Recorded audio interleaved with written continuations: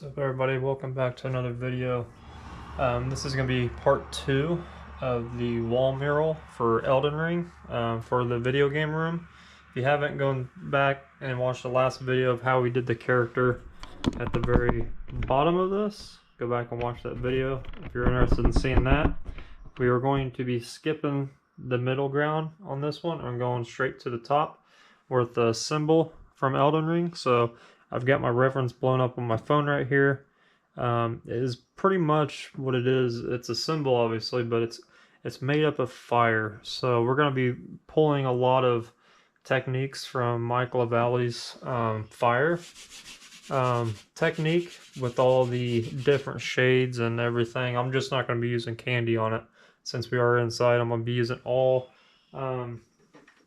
Createx and Wicked illustration colors.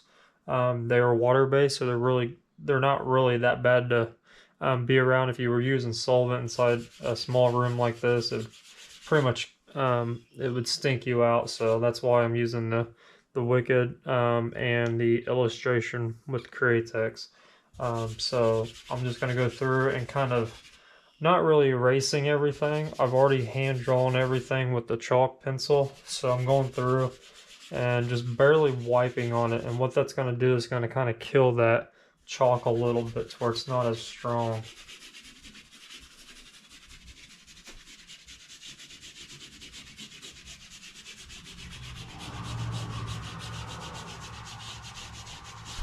So you just want to kind of knock it back a little bit, because we're not going to be fully covering everything here. We're going to be actually trying to mimic the reference photo as best as possible, along with throwing in our little techniques on my own.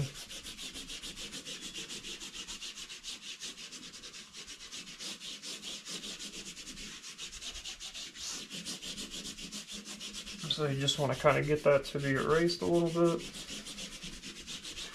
And that looks pretty good. If you really wanted to erase a lot of this, you could take something with a glass cleaner or something like that, and it'll wipe all this off completely.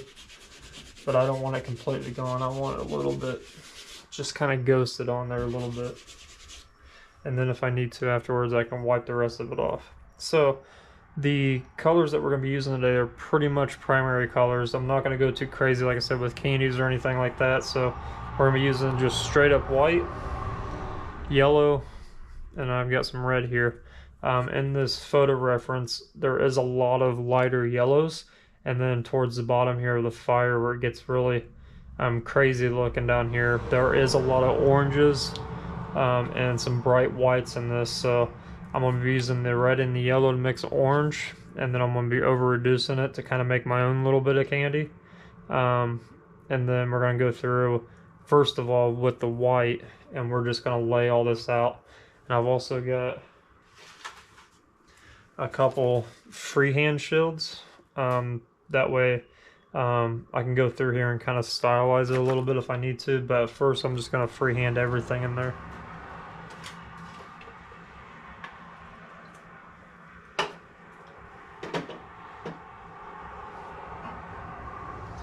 So with having just white, it's not really over reduced because I don't want it to be really transparent. I want it to kind of show up.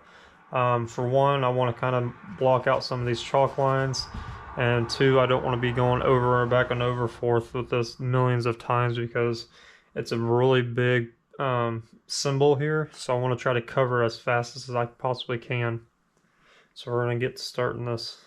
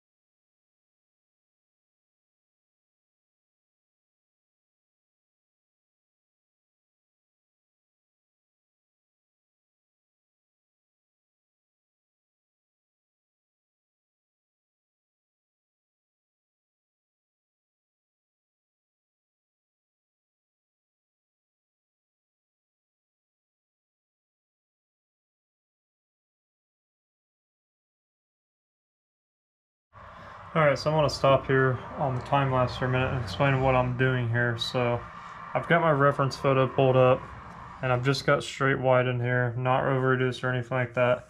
So I've done a lot of flames on cars, the realistic ones. If you know who Mike LaValle is, that's who pretty much created the realistic flames.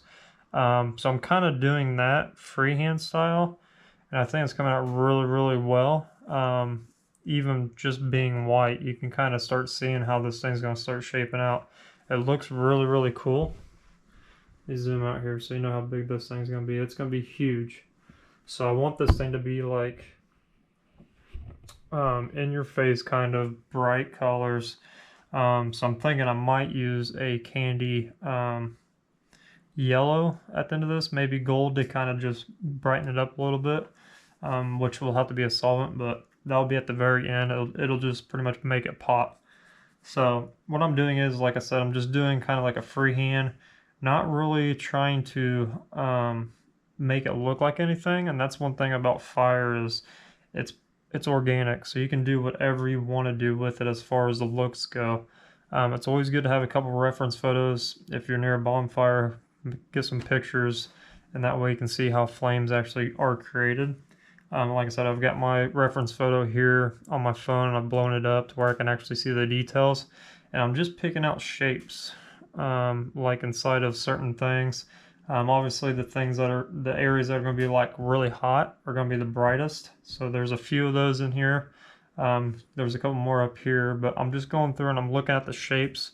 I'm not really trying to paint fire, I'm just painting shapes. So as I go along, I'm just trying to get those natural organic shapes in there, and I think it's coming out really, really well. Pretty much the best way to describe this is just being really chaotic with it. Obviously the actual reference photo of the fire is really, really crazy looking, so that is how you're going to do that, is less stencil, or less, I'm not going to call these stencils, sometimes I call these stencils and they're not stencils, they're freehand shields. So a lot of guys, when they're doing real slick flames, you can see they're constantly using these, and you can make it look like what I call like spaghetti. I mean, it just like, it looks like Swiss cheese sometimes. They're using this so much on everything, it just doesn't look natural. So with the freehand look, you're going to get a little bit more natural look if you just go by and do the shapes. And it's not bad every once in a while if you want to make a sharp edge. Like there's a couple of flame looks in here that have a really sharp edge. What I'll do is I'll find one and I'll spray it and I'll make a sharp edge. Just kind of like this. So like this one right here is a really good example. Let me flip this over.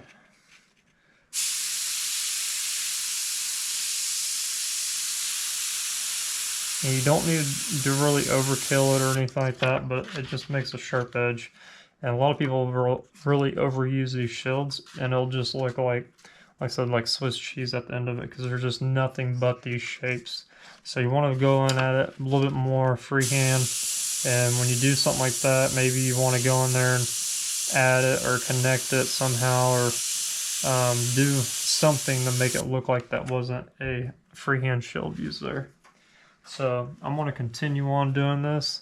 It's just going to be nothing but freehand work, and I'm going to put you guys back on the timelines.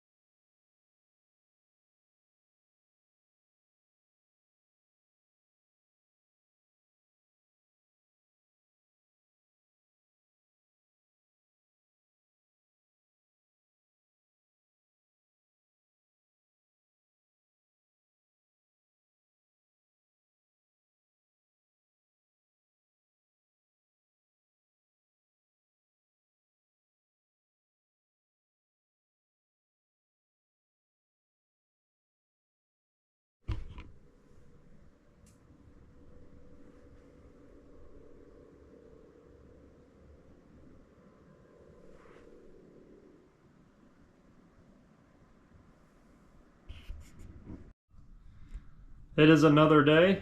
I ended up finishing this really late with just the white outline of it. So I decided to come back to another day to get this thing wrapped up. So the next thing that comes, you might think, would be the color of the fire, right? That's not necessarily how we're going to do this, because this symbol is actually laying on top of everything else that's behind it. So now we need to start working in the background. Since we've got this laid out and we kind of got it to where we want it, we need to start doing the things in the background before we put color on this, because everything in the background needs a little bit of this color because the fire is going to glow off of everything else. So with this image that I'm using for this, the reference, obviously I added that to the bottom of it. I'm going to add things around it, but as far as this image, it's technically the front cover of the video game, and there's posters out there of it. So what we have in the background of everything is there's going to be clouds everywhere. There's even clouds way up here, and there's clouds that go all the way down to the stonework and the guy that's sitting on the stones and the body right there. So we need to do the clouds, but before we do the clouds, one thing you might notice is there's a couple buildings off in the distance here, and these buildings are actually pushed further back, so the clouds are actually on top of the buildings. I'm going to show you guys what I mean by doing this in this way, in this process. So I've got this reference picture pulled up here, and as you can tell with the symbol, there's clouds everywhere behind it, and with the buildings, there's clouds going in between the buildings and everything. So we need to do the buildings first, and then we're going to be adding the clouds, and then we can measure up and do everything else as far as the color and the flame, and everything else is going to be reflecting off of those clouds. So it is a little bit of a process, because I wanted to skip this middle part, but I forgot there was clouds, and then there's buildings behind the clouds interweaving with the clouds and all the fog and everything that's down there. So we need to do that first, because that's how you want to start building your images up. You want to think of it as how they created this. They did the buildings, they did the fog, they did everything else as far as the layout of it goes, and they did all the color of everything. So you got the symbol, and then if you scroll down here, the guy is actually on top of everything as well. So not only the symbol, but everything that's right here is on top of all the image as well. So all the background is needing to be completed right now, and then we can start working towards the foreground of this image. So like I said, I'm going to start with the buildings. I'm going to block those in, and then I'm going to get some color, and we're going to do the clouds, and then we'll do the final color of the flames. And then the next video after that, we'll be working on this guy. So that's what we're going to do next. Alright, so before we start jamming on the wall here, I want to go through this, how I'm going to mix this color up. You might think I'm just going to use regular black and regular white. Well, you might be true, but there's a little bit more to it, so I want to show you guys.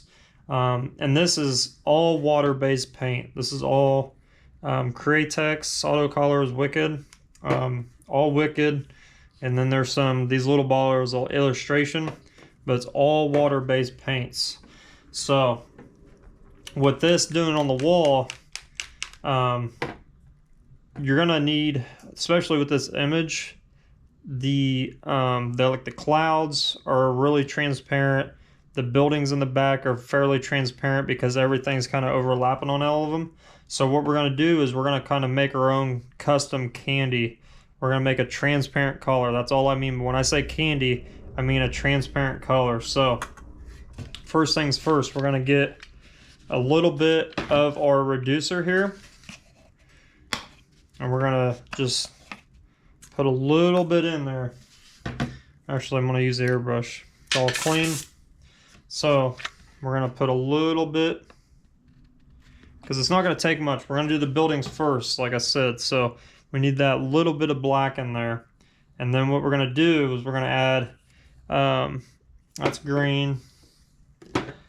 I got detail black, and then this is Wicked Jet Black. This is what I want. So We're going to use Wicked Jet Black.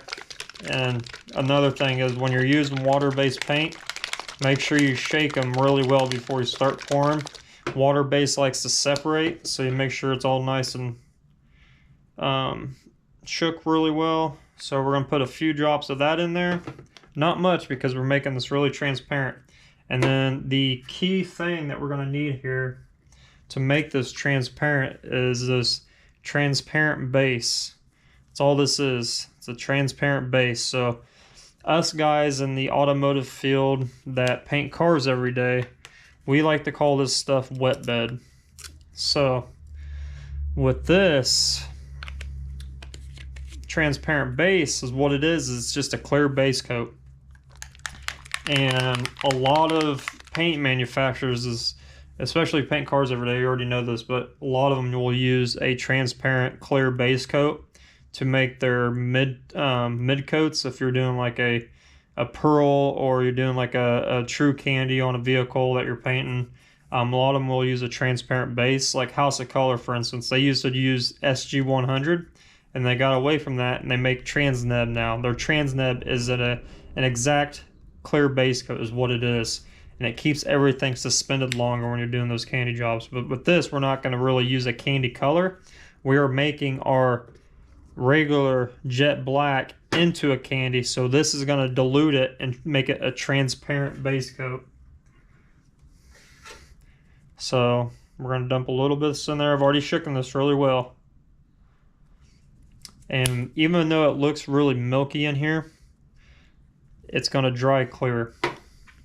So we got everything in there. We're going to take this, we're going to shake it up really good. And what this is going to do, it's pretty much diluting the pigment down. As long as you didn't put a bunch of this in there and you're trying to mix it and making it too strong, this is what helps. This makes it this is pretty much a base coat that's clear, that's transparent. Same as this, just without the pigment. So when you put a little bit with this, it makes it even more transparent as far as the color that you're using, the pigment that you're using. I just want to show you guys that. It's because we're going to be making, when we get to the flames, we're going to be making, even though it looks, I can kind of see the chrome through the cap, so that's good. Because we don't want it really powerful. We want to kind of just build this up. And kind of see how light it is. Even though you get that color still, but it's a light black. And the reason why I'm showing you this is because when we get to the flames on that symbol, and we're going to be using a yellow, I'm going to make my own candies with it. So this is exactly how I'm going to do that. Because there's not really much, if you ever seen like Michael Valley's True Fire, it's kind of the same method, but he's using solvents and he's using a lot more steps. But he's also using the same method, just in a different formula as far as the paint manufacturer. But we're going to make out of, red, yellow, and a little bit of white. We're going to make that golden True Fire, kind of like the images. So that's how we're going to do that later on. So I just want to run over that really quick with you. That way, if you ever get confused, if you ever know how I mix these colors up, I'm not going to be actually using a true candy, even though you can, because Auto Air Colors by Createx makes what they call H2O candies, and you can buy those all day long and get a true candy. Obviously, it's going to look a little bit different. It's going to be more vibrant than what I'm going to make here, but for this wall, what I'm going to do is going to be perfect enough, and if I don't like it, guess what? I've got House of Color candy out in the shop. I can go out and grab some of that and put that on there, and we'll be good to go. So, but I think this is going to be just fine because I'm going to use a little bit of red into the yellow to make kind of like that orangish look. And we're going to just use straight up yellow and straight up a little bit of white to make all those hot spots and make that thing bling. So we're going to get to the wall now.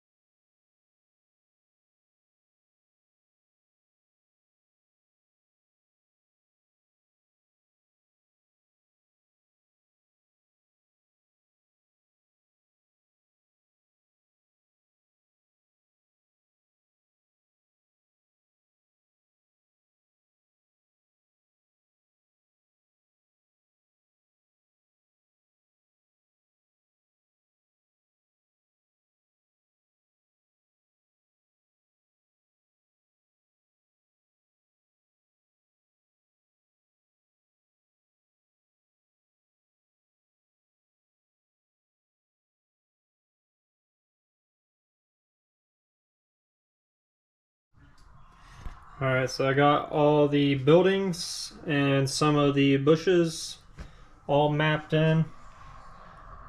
Kind of see.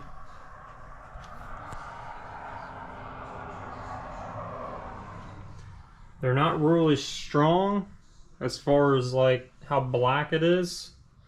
Since we over reduced it, you kind of see some of that green behind it coming through.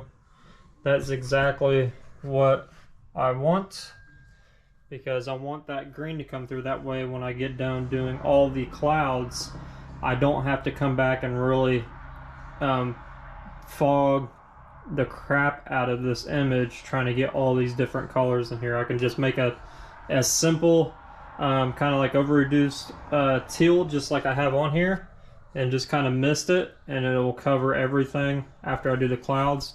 I've got the picture pulled up again here on my phone. You can kind of see in the background the buildings and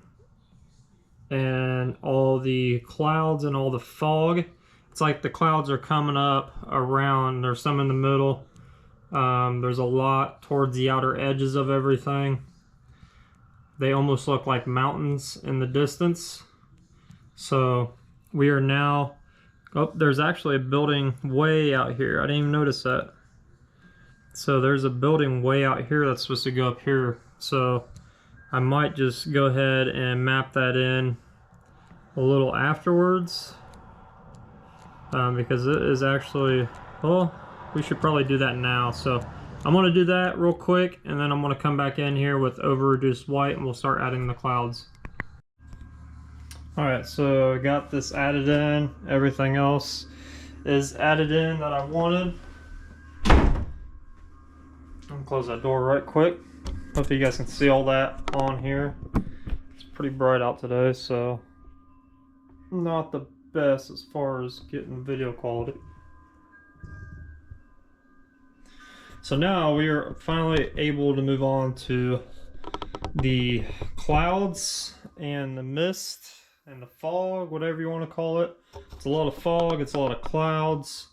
And how I go about doing this, now if I was not on an already colored space, if I was like on a white wall, I would do the negative part and like blues, and then leave as much positive for the cloud, and then start building the clouds up from there. So since we're on color, we're going to just start out from really over reduced white, just like this.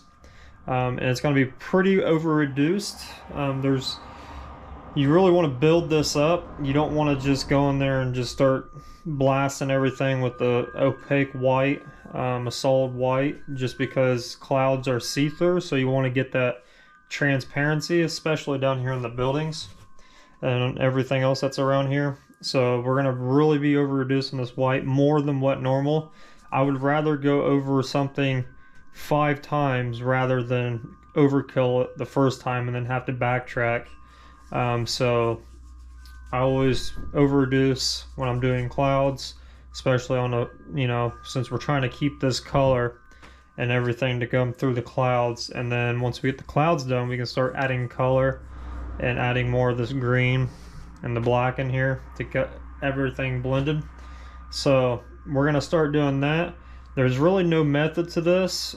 A lot of people like to use like cotton and kind of string it out in big shapes and use the edges of it and go through it and things like that. I usually don't do any of that. I've tried it in the past, and my method of just looking at reference photos of clouds,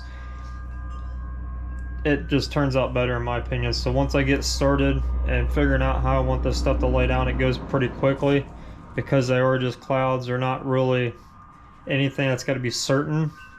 Clouds do what they want to do. So I'm going to be following my reference photo on my phone for the most part of it. And yeah, it's just going to be all free-handed. You might see me grab a shield or two to make some edges soft or hard. So that's just the way I do it, is just go at it by hand and just freehand it all. I think they turn out better once you get the idea. Once you start laying out them and everything starts coming together as far as what you want it to look like with the clouds, then your mind pretty much just sets in what it needs to look like, and then you can go from there. It makes it a lot easier once you get it rolling and going. So I'm going to get this going, mix up some white paint, and put you guys on a time lapse.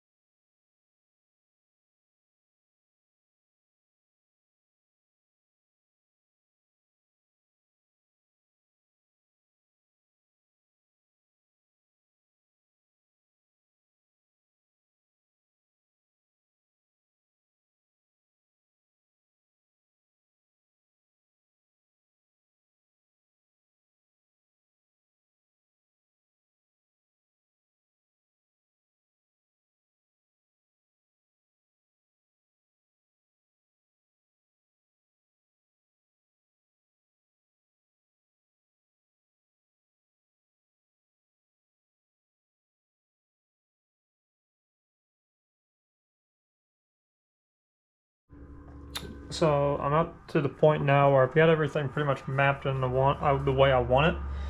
I'm just going back in and adding like a little bit of the details, nothing like really too hard, but I am freehanded also. I'm getting a little bit closer, so it is making a little bit harder of a line, but you don't want to get too hard because clouds need to be soft. And this is the fun part for me, because once you get something like this mapped in, you can kind of step back and look at it, and you can start seeing things forming. So you can go back in here and you're like, I can see this thing being a cloud right here.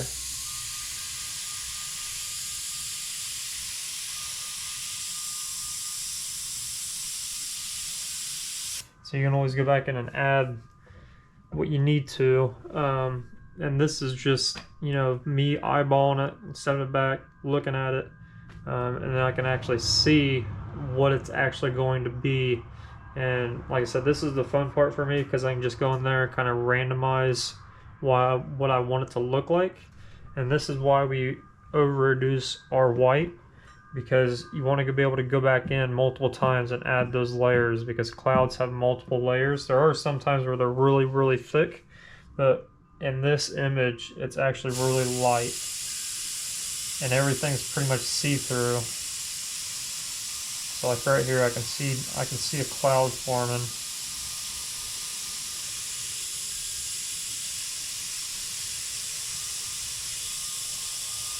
The more you do this, the more practice you can have at it. But I can sit here and mess with this thing for hours and hours and hours.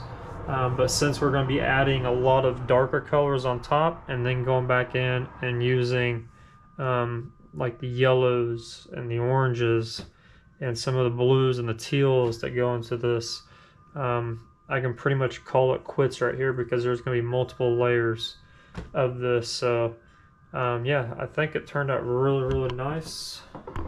Give you guys a whole view of it. So, and also I went back through here and I went in and fogged, like there's a little bit of clouds around here, and that's just because of the heat of the flame. So I went ahead and did that as well. That way when we start doing the flame at the very end, all that overspray is going to hit that white and it's going to give it that glow. So I'm really happy with the way it came out. So like I said, I can mess with this thing for hours and hours and hours until I can't do it anymore, but you really want to keep it loose because this is just one of the steps before you do a color on something like this. So I want to end it here, guys. Thanks for watching. Stay tuned for the next one. We're going to start coloring all of this.